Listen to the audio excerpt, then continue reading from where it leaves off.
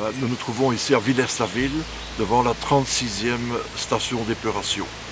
Une des principales missions de l'IBW, c'est l'assainissement des eaux de surface. Actuellement, le Brabant wallon est épuré pratiquement à 100%.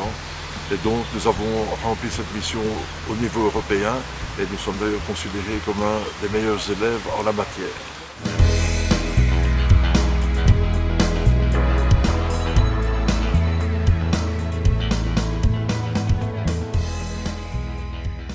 La station d'épuration de Villers-la-Ville, l'histoire de sa construction, c'est une histoire de 14 années qui a débuté par la recherche d'un site approprié.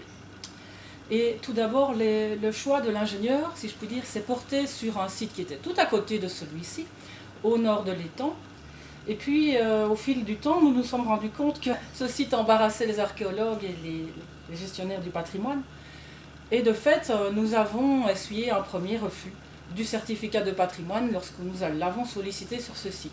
Le site que nous avions retenu et qui a été refusé était en réalité un vestige, le dernier vestige restant d'un grand étang archaïque utilisé par les moines pour alimenter en suffisance le moulin qui était un outil essentiel à l'époque. Ce grand étang était entouré par la Thyle qui était canalisée à l'époque, et également par des canaux de dérivation de part et d'autre de l'étang. Il est apparu que les critères paysagers ont dicté l'implantation de cette station d'épuration.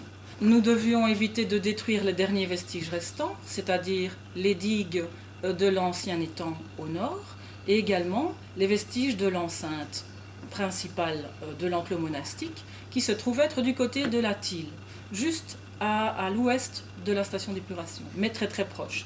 Donc c'est vraiment une implantation qui s'est faite dans un mouchoir de poche. Ça n'a vraiment pas été simple, d'autant que les considérations paysagères se sont surimposées aux considérations patrimoniales.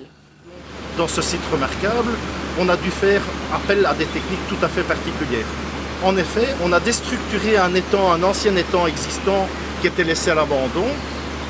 On a construit au-dessus de ces puits, bien évidemment, toute la structure qui est existante ici autour et qui détermine tous les ouvrages d'assainissement.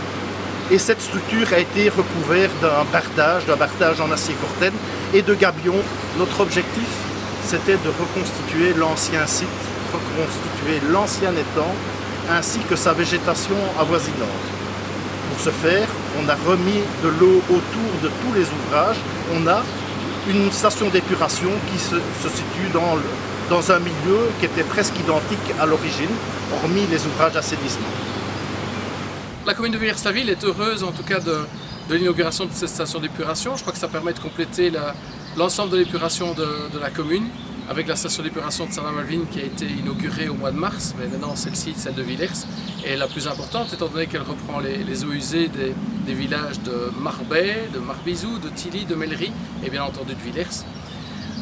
Au niveau communal aussi, on peut vraiment être satisfait de cette réalisation qui se trouve à quelques encablures de l'abbaye de Villers. Je crois que l'intégration est magnifique. Les circuits touristiques de randonnée passent ici à côté.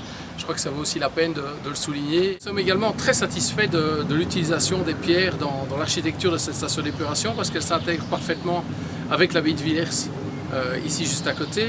Et donc l'intégration dans le paysage est quelque chose de très important et une véritable réussite dans ce projet-ci. Je pense qu'avoir une station d'épuration qui à la fois allie l'eau, la pierre, près d'une abbaye cistercienne, je crois que c'est très évocateur. La réussite en tout cas de cette station d'épuration, c'est aussi la réussite de l'IBW. En ce sens que d'abord, je pense que l'intercommunal a été très patient parce que c'est un dossier qui date de quelques années maintenant. Je crois que chacun a eu à cœur de bien prendre en compte les différents intérêts d'une part et les contraintes du site par ailleurs. Donc ça, je pense que c'est un élément très important et une totale réussite, à la fois de l'intercommunal, évidemment avec l'aide de la SPGE et l'aide de la commune.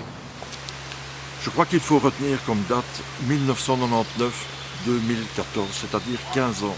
15 années de négociations, 15 années de rencontres avec beaucoup de personnes, des riverains, la commune, les associations de défense de la nature, la région wallonne, pour arriver à un résultat exceptionnel. Parce que cette station, vu la longueur du chantier, elle a été vraiment bien pensée et je crois qu'elle répond à l'objectif que nous étions fixés, c'est d'avoir une station d'épuration bien intégrée et qui rencontre les besoins de la population.